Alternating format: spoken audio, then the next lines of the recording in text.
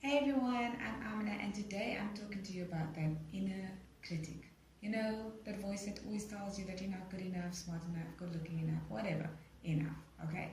So I, like everyone else, have struggled with it for many years. In fact, I thought I was the only one that had an inner voice for a long time. I just thought, that's me, I'm so terrible, I even hear it in my head.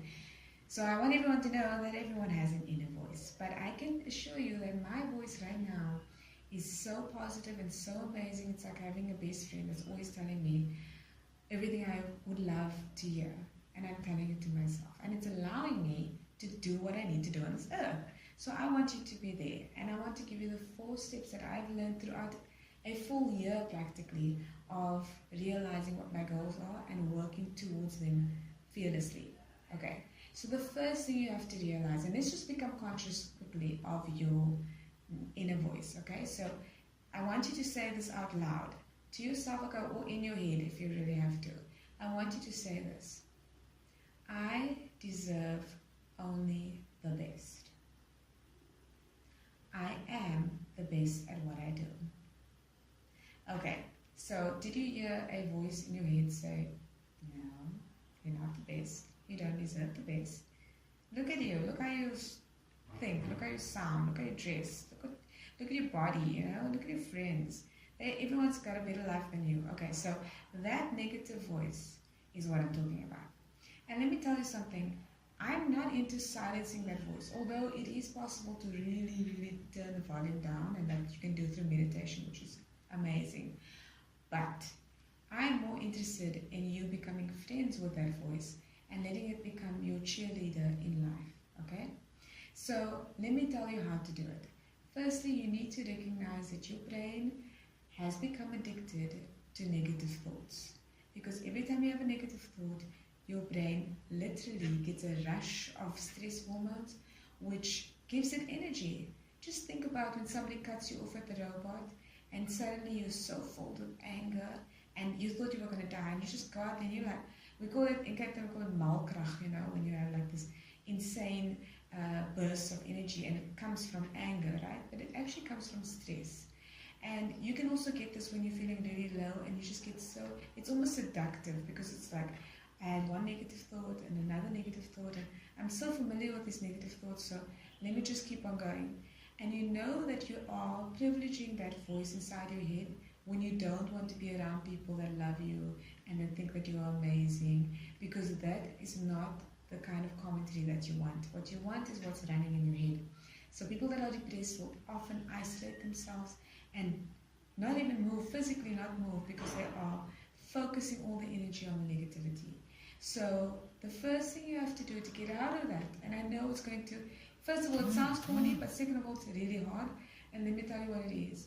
You have to move from a negative mental frame of mind about your situation to a positive frame of mind. And the way you do that, when all these negative thoughts are coming, oh, you're not good enough, oh, you've been passed over because you don't deserve to get a promotion, because you're lazy, because you're not good enough, you're not creative enough. All of those things, stop it dead in its tracks by saying, I like myself. I like myself. I like myself. I love myself.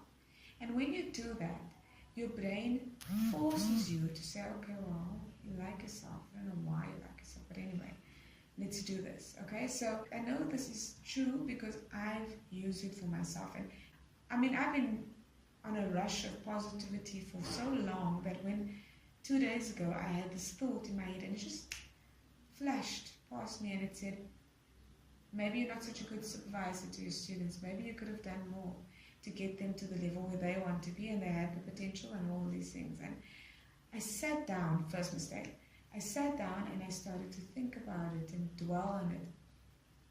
And then I thought to myself, oh my goodness, I'm actually giving this attention. And then I said to myself, I am a good person. I love myself. I'm a good academic. I'm a good supervisor. And then my brain started to think, okay, this is different from what you were just saying. And then I channeled it back, and then I said to myself, okay, well, let's be critical of this. So the first thing you do is you change your frame by saying, I like myself, literally. And the second thing you do is you start critiquing the critical voice. So you should say, like I did also, how do I know that I'm not a good academic. Look at my throughput of my students. Look at their mental states. You know, they are amazing. They are so happy. They have their challenges, but they are persevering, and I admire them. And they're part of a team. So, am I really so bad? Or am I just having a silly thought? I call it junk thoughts because it just deserves to be thrown away. So, that's the second thing. So, become critical of it. And this is very helpful when you are insecure, because when you are insecure, you say things like, oh my God, I'm so ugly. And I remember walking past mannequins and thinking to myself, oh my God, I wish I had that body. And then my boyfriend, who's now my husband, said to me, do you realize that you want to be a mannequin? But mannequins don't have heads, they don't have faces, they're not even human beings. Okay?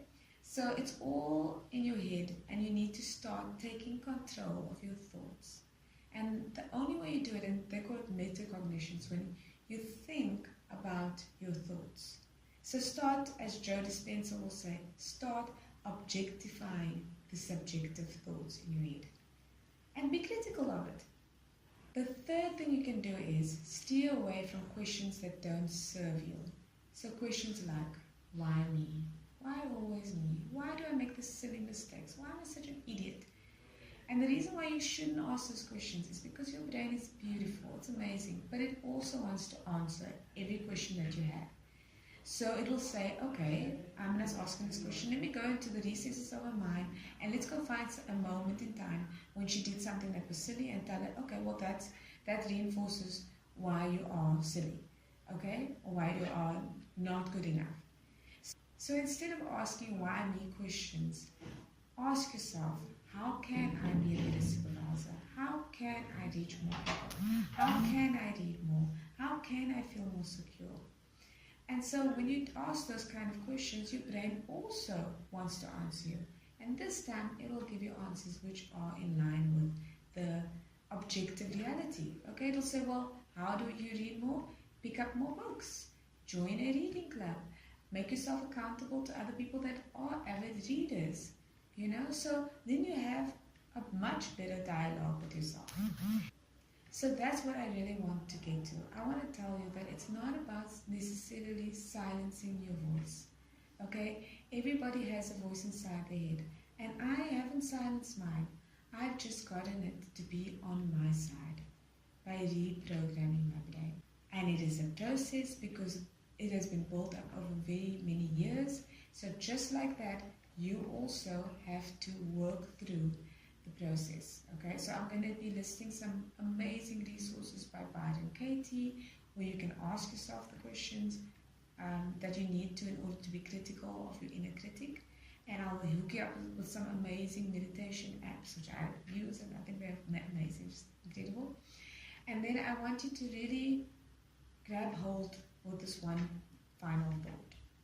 You can either try every day to live a much more happier, liberating life, or you can accept that negativity is your only option, and you can suffer for the rest of your life until you die. Those are your options, and I hope you choose the one that best suits you. Okay, I'm Amiena. I would love to chat more about this topic, but I want to show me a little bit of love yourself, and let me know in the comment section what you would like to hear. I've got a whole host of information on how to cut that self-limiting beliefs that you got in childhood, all the bullies and all the pain. But let me know what it is that you want, and I'll be sure to catch up with you. You can catch me on Twitter with the hashtag Amiena Inspired. You can catch me on Facebook, on my Facebook page, Amiena Inspired, or you can just chat in the comment section, and I will respond. Okay, let's grow into a much more happier, wonderful community, and I will see you soon. Much love, always.